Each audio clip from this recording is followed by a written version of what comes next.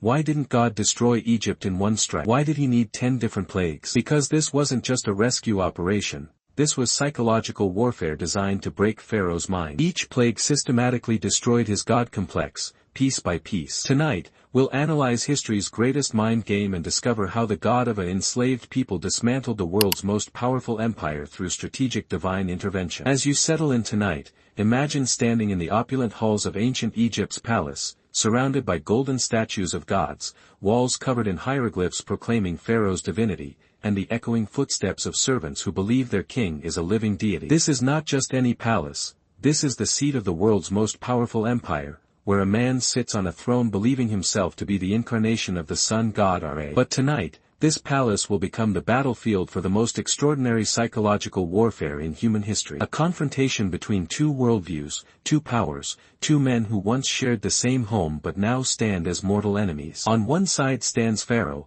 commanding armies that stretch across continents, ruling over architectural marvels that still amaze us today, possessing wealth beyond imagination, and worshipped by millions as a god walking among mortals. His word is law, his power absolute, his confidence unshakable. On the other side stands Moses, an 80-year-old shepherd who stutters when he speaks, carries only a wooden staff, represents a nation of slaves, and serves a god that Egypt does not recognize. By every earthly measure, this confrontation should last about 5 seconds. But what you're about to witness is not a contest of earthly power. This is a divine chess game where every move has been calculated, every plague strategically designed, and every confrontation purposefully orchestrated to expose the fundamental lie that has held an entire civilization captive, the lie that man can be God. Tonight, we'll dive deep into the psychology behind each plague, the strategic brilliance of their sequence, and the devastating effect they had on a king who thought himself invincible. This isn't just the story of Israel's liberation, it's the blueprint for how divine truth systematically dismantles human pride. To understand the psychological warfare that was about to unfold, we must first understand the two men at its center and the worlds they represented. Moses had lived two completely different lives. For the first 40 years, he had been raised in this very palace as Pharaoh's adopted grandson. He knew Egyptian religion intimately, understood their pantheon of gods, was familiar with their rituals and beliefs. He had been educated in all the wisdom of Egypt, trained in leadership, and groomed for power. But then came the moment that changed everything, when he killed an Egyptian taskmaster who was beating a Hebrew slave. In that instant, Moses had to choose between his comfortable life of privilege and his true identity as one of God's people. He chose his people, but the cost was exile. For the next 40 years, Moses lived as a shepherd in the wilderness of Midian. The prince became a nomad, the scholar became a simple herder, the smooth-tongued diplomat became a man who struggled to speak clearly. It seemed like a complete fall from grace. But God was preparing him. Every year in the wilderness was training for this moment. Every lonely night under the stars was education in dependence on God rather than human systems. Every stammering word was a lesson in humility that would soon be crucial. Meanwhile, in Egypt, a new Pharaoh had risen, one who did not remember Joseph or the debt Egypt owed to the Hebrew people. This Pharaoh saw only a growing population of slaves and felt only fear of their potential power. His solution was brutal oppression, forced labor, impossible quotas, and finally, an order to kill every Hebrew baby boy. This Pharaoh represented more than political power. He embodied a religious system that placed man at the center of the universe. In Egyptian theology, Pharaoh was the son of Ra, the living embodiment of divine power on earth. The entire structure of Egyptian society, their magnificent pyramids, their elaborate religious ceremonies, their vast wealth, all of it existed to support this central claim that their king was God. When Moses returned to Egypt after 40 years, he wasn't just challenging political authority, he was attacking the fundamental religious foundation of the most powerful civilization on earth. The psychological implications were staggering. When Moses first approached Pharaoh with God's demand, "Let my people go," the response was exactly what you'd expect from someone who believes himself to be divine. "Who is the Lord, that I should obey his voice to let Israel go? I do not know the Lord, nor will I let Israel go." This wasn't just political defiance, this was theological declaration of war. Pharaoh was essentially saying, "I am God in this land. I don't recognize your deity's authority, and I certainly won't submit to his demands." But notice God's response. Instead of immediately demonstrating overwhelming power, he chose a different approach. When Moses' staff turned into a serpent, Pharaoh's magicians replicated the miracle. God allowed them this small victory, this moment of apparent equality. Why? Because the psychological warfare had only just begun. God was allowing Pharaoh to maintain his confidence, to believe that his gods could match the power of Israel's God. This false confidence would make his eventual defeat even more devastating. Pharaoh's response to this first confrontation was to increase the Hebrews' suffering to make them find their own straw while maintaining the same quota of bricks. This wasn't just cruelty, it was a strategic attempt to turn the people against Moses, to make them regret his intervention. The stage was set. Two powers claiming divine authority, two men representing completely different worldviews, and a nation of slaves caught in between. What followed would systematically destroy every foundation of Egyptian religious belief. Before we examine each plague individually, we must understand the brilliant psychological strategy behind their sequence and design. God could indeed have destroyed Egypt in one devastating blow, but that would have accomplished only immediate political goals. The 10 plagues served a much deeper purpose. First, they provided undeniable proof of God's power over every aspect of creation. Each plague targeted a different sphere of Egyptian life and religion, demonstrating that Israel's God was not just powerful, he was supreme over everything they held sacred. Second, they gave Pharaoh multiple opportunities to submit voluntarily. This wasn't divine bullying,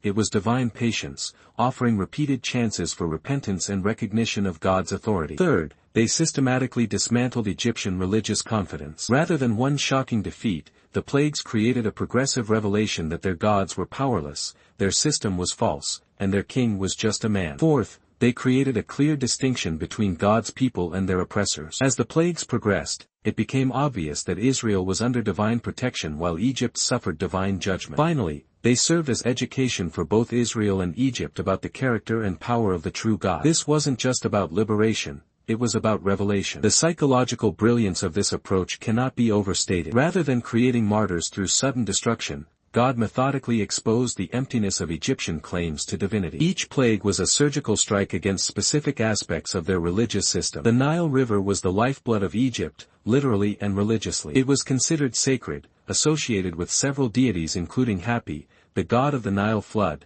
and Khnum, who was believed to be the guardian of the Nile's source. When Moses struck the water and it turned to blood, he wasn't just causing inconvenience. He was demonstrating God's power over Egypt's most sacred resource. The psychological impact was immediate. Every Egyptian had to confront the reality that their sacred river had become a source of death rather than life. The very foundation of their civilization, the predictable, life-giving Nile, was now under the control of a foreign god. Pharaoh's magicians managed to replicate this plague, which seemed to provide some comfort. But notice the futility. They made more blood when what Egypt needed was clean water. This pattern of meaningless replication would continue, highlighting the difference between divine power and magical tricks. Frogs were associated with Hecate, the Egyptian goddess of fertility and childbirth, often depicted as a frog or a woman with a frog's head. When frogs overran Egypt, covering every surface, invading every home, it was a direct assault on this deity's reputation. The psychological torture was exquisite. Frogs in beds, ovens, kneading bowls, the very creatures that represented blessing and fertility became agents of torment. Again, the magicians replicated the plague but couldn't remove it. They could make the problem worse but couldn't solve it. When Moses struck the dust of the earth and it became gnats throughout Egypt, something crucial happened. The magicians couldn't replicate this plague. For the first time, they had to admit, this is the finger of God. This plague attacked the Egyptian concept of cleanliness and purity, which were central to their religious practices. The dust of the earth, supposedly under the dominion of Geb, the earth god, had become an instrument of divine judgment. The psychological message was clear, even the very ground they walked on was not under their control. With the plague of flies came a crucial development. God began to make a distinction between Egypt and the land of Goshen where the Israelites lived. But on that day I will set apart the land of Goshen, where my people dwell, so that no swarms of flies shall be there. This distinction was psychologically devastating for Pharaoh. It proved that the plagues were not natural disasters but targeted divine judgment. The god-king couldn't protect his own people while the slaves remained untouched. Pharaoh began to negotiate for the first time. Go, sacrifice to your God within the land. But Moses refused compromise. The psychological pressure was working. Pharaoh was beginning to crack. This plague struck at the heart of Egyptian wealth and religious practice. Cattle were sacred in Egypt, associated with several deities including Hathor, often depicted as a cow, and Apis, the sacred bull. When all the Egyptian livestock died while the Hebrew animals remained healthy, it was a direct assault on major Egyptian deities. The economic impact was staggering, but the psychological impact was even greater. How could their gods allow their sacred animals to die while protecting the animals of slaves? Pharaoh's worldview was beginning to crumble. The plague of boils had profound psychological significance because it struck the Egyptian magicians themselves. These men, who had been Pharaoh's advisors and the supposed representatives of Egyptian divine power, were now covered in painful sores and couldn't even stand before Moses. This plague also attacked Egyptian concepts of physical perfection and divine blessing. In Egyptian thought, physical beauty and health were signs of divine favor. The widespread skin disease suggested that the gods were withdrawing their blessing from Egypt. The plague of hail was the most destructive yet, but it came with an unprecedented warning. God told Moses to warn the Egyptians to bring their remaining livestock and servants inside. Some Egyptians actually obeyed, showing that faith in Israel's God was beginning to develop even among the oppressors. This plague attacked Nut, the sky goddess, and showed that even the heavens were under God's control. The psychological warfare continued. Those Egyptians who believed God's warning were protected, while those who didn't lost everything they had left. Pharaoh's response was telling, "I have sinned this time. The Lord is righteous, and my people and I are wicked." For the first time, he acknowledged God's righteousness and his own guilt. But when the hail stopped, his heart hardened again. Even Pharaoh's servants began to question his stubbornness. "How long shall this man be a snare to us? Let the men go, that they may serve the Lord their God. Do you not yet know that Egypt is destroyed?" The locusts devoured everything the hail had left. This attacked the agricultural deities and showed God's power over the growing season and harvest. Egypt faced complete agricultural collapse. Pharaoh tried another compromise: "Go, serve the Lord your God." Who are the ones that are going? When Moses insisted that everyone must go, including children and livestock, Pharaoh's mask slipped completely. "No. Go now, you men, and serve the Lord." His negotiations revealed his true understanding. He knew that if all the Hebrews left, they would never return. For 3 days, Egypt was covered in darkness so thick it could be felt, while the Israelites had light in their dwellings. This plague struck at the very heart of Egyptian religion. Ra, the sun god, who was considered the king of all gods and the source of life. The psychological impact was devastating. If Pharaoh was the son of Ra, and Ra was the sun god, how could there be darkness in Ra's domain while light remained in the slaves' quarters? This plague exposed the fundamental lie of Egyptian theology. Pharaoh made his final compromise offer: "Go, serve the Lord, only let your flocks and your herds stay behind." But Moses refused.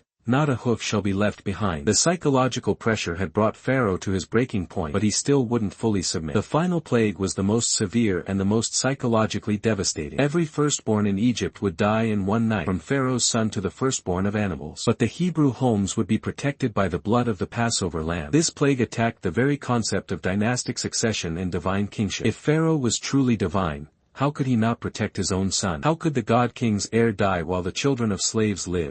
The psychological warfare reached its climax. In one night, God demonstrated that he had power over life and death, that he could distinguish between his people and their oppressors, and that no earthly power, no matter how great, could stand against him. When Pharaoh's own son died, his God complex finally shattered completely. The man who had claimed to be divine was revealed as helpless to protect even his own family. He summoned Moses and Aaron by night and said, "Rise, go out from among my people, both you and the children of Israel, and go, serve the Lord as you have said." The psychological impact of the 10 plagues extended far beyond their immediate physical effects. For Egypt, they represented the complete collapse of their religious worldview. Every major deity had been proven powerless, their god-king had been revealed as merely human, and their entire understanding of divine authority had been shattered. For Israel, the plagues provided undeniable proof of God's power and care. They had witnessed divine protection, experienced miraculous deliverance, and seen their God prove his supremacy over the world's greatest power. This would become the foundational story of their faith. For Pharaoh personally, the plagues represented a complete psychological breakdown. The man who had begun by asking, "Who is the Lord?" ended by begging Moses to leave and even asking for a blessing. His confidence, his sense of divine authority, his very identity had been systematically destroyed. But perhaps most importantly, the plagues established a pattern for how God deals with human pride and false claims to divinity. Rather than immediate destruction, he provides opportunities for repentance. Rather than overwhelming force, he uses strategic pressure. Rather than eliminating choice, he clarifies the consequences of continued rebellion. The confrontation between Moses and Pharaoh was more than a political struggle. It was spiritual warfare made visible. Behind Pharaoh stood the powers of darkness that seek to enslave humanity through lies about human self-sufficiency and divine authority. Behind Moses stood the God who liberates through truth and demonstrates genuine divine power. Each plague exposed the emptiness of false gods and the reality of true divine authority. The psychological warfare wasn't cruel, it was merciful, providing multiple opportunities for recognition and repentance before final judgment. The pattern established here echoes throughout history. Human pride consistently leads to claims of self-divinity, whether individual or collective. God's response is often progressive revelation of truth, systematic exposure of lies, and patient offers of redemption before final judgment. For modern audiences, this story serves as both warning and comfort. Warning because it shows the inevitable fate of all who set themselves up as gods. Comfort because it demonstrates God's power to liberate those who cry out to him, no matter how powerful their oppressors might seem. As you rest tonight, remember that the same God who fought for Israel in Egypt fights for his people today. The plagues weren't just historical events, they were revelations of divine character that remain constant across time. When you face overwhelming opposition, remember that no earthly power can stand against God's purposes. When you encounter those who claim ultimate authority over your life, remember that true authority belongs to God alone. When you feel powerless against systemic oppression, remember that God specializes in liberating the oppressed through demonstrations of his superior power. The psychological warfare between Moses and Pharaoh teaches us that God's victories are often strategic rather than immediate, systematic rather than random, and redemptive rather than merely destructive. He gives opportunities for repentance, provides clear evidence of his authority, and ultimately delivers his people through displays of power that leave no doubt about his supremacy. But perhaps most importantly, this story reminds us that God sees the suffering of his people and acts decisively to deliver them. The cries of Hebrew slaves did not go unheard,